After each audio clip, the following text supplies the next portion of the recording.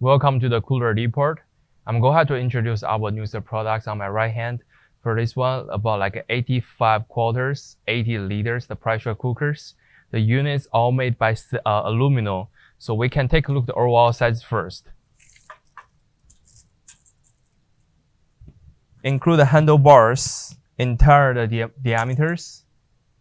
They are about like 27 inches.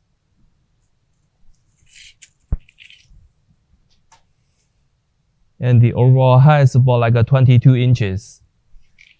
As you can see, the units, they have only 2 handlebars on each of the side and 2 handlebars on the lid. For this gauge on top of the units, the lid, they're having the weight load right here. One's here. And for this one, you can remove the squeeze and put the pressure gauge right here. They have 2 pressure gauge locations on the top lids.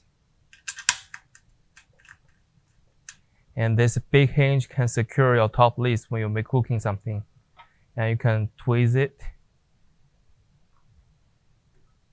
to make it stay top of the units. Okay, let's take a look at the inside dimensions. The inner side dimensions for this poke, the diameter is about like 21 inches. About 13 inches deep. This is inner side dimensions.